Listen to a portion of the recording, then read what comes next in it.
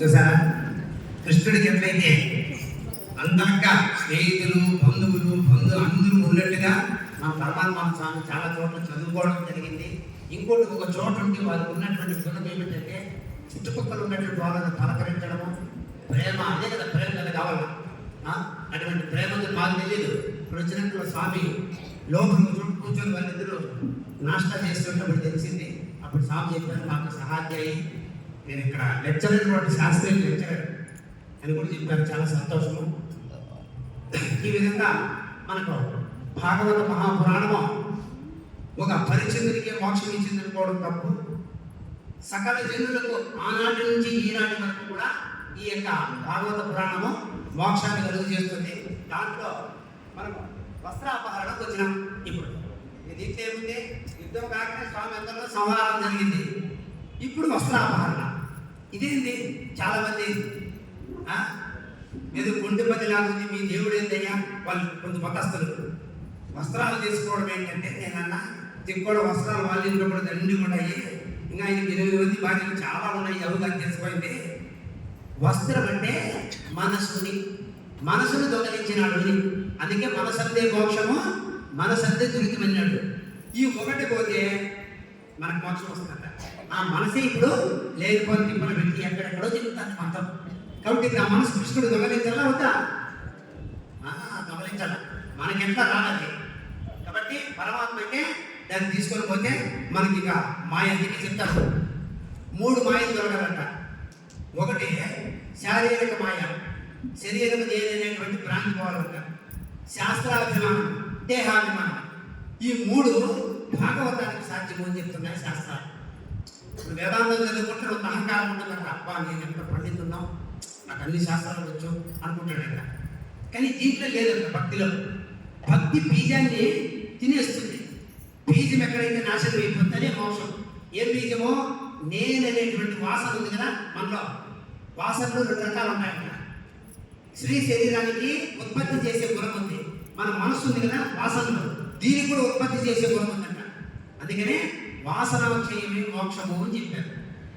కాబట్టి ఇటువంటి భాగవత, రామాయణ, వేదాంత మనకి ఎన్నో గ్రంథాలు ఉన్నాయి. మహాత్ముల సేవ. ఈరోజు ఉదయం వెళ్ళాము ఒక మహాత్ముడి సేవ దర్శనానికి. ఒక 5,000 10,000 మంది జనం. మన పుణ్యమని, ఆంధ్ర పుణ్యమని ఒక కానిస్టేబుల్ కనపడ్డాడు. స్వామి మీద ఏ ఊరు అన్నాడు, ఫోటో తీసుకున్నాడు, ఫోన్ చేశాడు. ఆ స్వామి పాదాల మొదలు కూర్చుంటాడు. వారికి మాకు శాలలు కప్పి దర్శన పెట్టి, ఇదంతా పుణ్యమే కదా. మంది ఆ ఊరు, ఆ స్వామి దేవుడు. అటు భగవంతుడు ఎలా లింకు పెడతాడేమో అనుక్షణము చూసుకోవాలి. చక్కగా పోయినామో దాంట్లోనే దర్శనం అయిపోయింది. చక్కగా వచ్చిన మీ బుద్ధుమా చెప్తారు. పుణ్య పురుషుల దర్శనము చాలా కష్టం, అనుకోకుండా జరిగింది. అదేవిధంగా ఈ వస్త్రాపహరణలో స్వామివారు గోపికలంతా స్నానం చేస్తూ ఉంటే వస్త్రాలు అక్కడ వేస్తే దాన్ని తీసుకొని చెట్టు మీదకి వెళ్ళడం జరిగిందంట. వెళ్ళి మీరంతా రాండి, నీకు ఏ భర్త కావాలో చెప్తే నీకు ఈ బట్టలు ఇస్తా అన్నాడంట. అప్పుడు వాళ్ళంతా స్వామి మా మానాన్ని దోచుకున్నావు నువ్వు, మాకు ముక్తిని ప్రసాదించి తండ్రి, మేమంతా బయటకు వచ్చే స్థితిలో లేవు ఇప్పుడు అని చెప్పి వేడుకుంటారంట సమిష్టిగా. అప్పుడు వాళ్ళ వస్త్రాలన్నీ వారికి ఇచ్చి వారికి మోక్షం ఇచ్చాడు. మోక్షం అంటే శరీరం నేను కాదనేటువంటి అభిమానాన్ని తొలగించి మానేశాడట. కాబట్టి దేహాభిమానం, శాస్త్రాభిమానం, లోకాభిమానం, ఈ 3 అభిమానాలు ఎవరైతే వదులుకుంటారో వారికి ముక్తి కలుగుతుందని చెప్పి భాగవత పురాణం చెప్తుంది. ఈ విధంగా మనకు ఇంకా కక్ష పోలే ఎవరికి, వాళ్ళ మామకి, కంసుడికి. ఇక్కడి నుంచి వీళ్ళకి అభిమానం వచ్చిందట. నంద యశోద యువకులకి ఓ ఈ పిల్లల్ని చంపేట్టుగా ఉన్నాడు, పసిపిల్లలను వీళ్ళకి దెబ్బ కదా అనుకున్నాను చిన్నగా. మళ్ళా ఆయన ఒక యాగం చేసి ఆ యాగానికి రప్పించాడంట. ఎవరు? కంసమామ. ఎవరు? అక్రూరుణ్ణి వీళ్ళందరినీ పెద్దవాళ్ళందరినీ పిలిచి ఒక ధనుర్యాగం యాగం చేస్తున్నాం మేము, ఆ యాగానికి మీరు రావాల్సిందిగా చెప్పి. ధనుర్యాగమా కౌరవమా చంపాలని. సరే ఇదేమో సామాన్యుల ఇల్లు పోయినా పోతే 8 ప్రాకారాలు పెట్టాడట. 8 ప్రాకారాలు.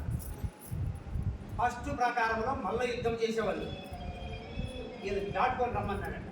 తర్వాత ఒక పెద్ద ఏనుగు ఇట్లా మొత్తం అన్నీ ధ్వంసం చేసుకుంటా లోపలికి వెళ్ళినాడు స్వామి బలరామకృష్ణుడు. వెళ్ళి అక్కడ కంసమామను కింద వేసి గుద్దినాడు. వేసి శరీరాన్ని వదిలించి తల్లిదండ్రుల దగ్గరికి వెళ్ళినాడు.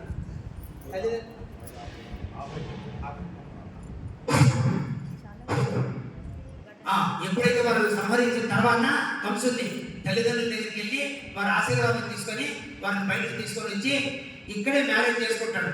చేసుకుని ఇంకా యశోద మాత్రం ఉండదు. అప్పుడు ఆమె చెప్తుందంట, నాయన నువ్వు ఇక్కడికి వచ్చేసేసి ఇక్కడే పెళ్లిళ్ళు చేసుకున్నావు మీ అన్న మీరంతా కూడా, మరి నా దగ్గరికి ఎప్పుడు వస్తావు అని అడిగినట్టే వస్తాను అని చెప్తాడట.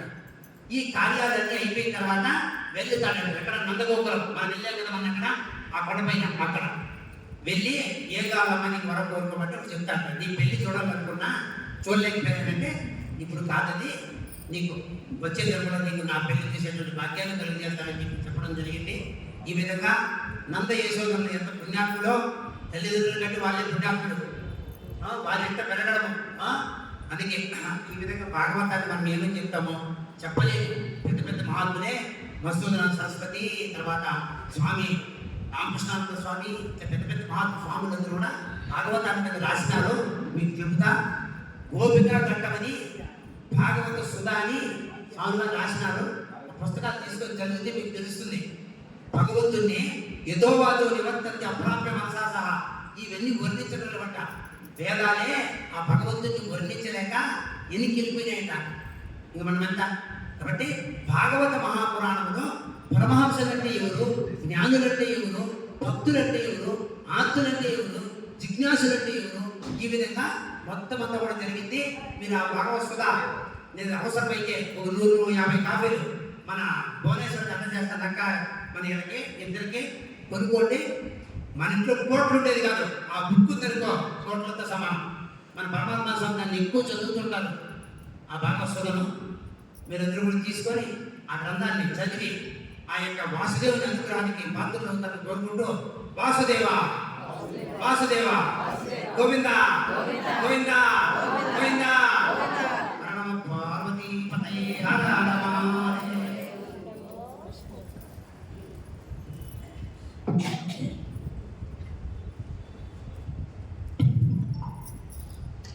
ఓం తత్సత్.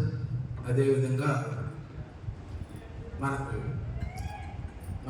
వ్యాసాస్త్రి మన బ్రహ్మచారి గారు శ్రీ ఓంకారానంద స్వామి వారు రావడం చాలా సంతోషం.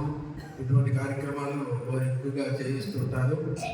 వారు వేదికని అలంకరించవలసిందిగా మన వేదిక గురించి శ్రీ ఓంకారానంద బ్రహ్మచారి గారు వచ్చి వేదికని అలంకరించవలసిందిగా మనది.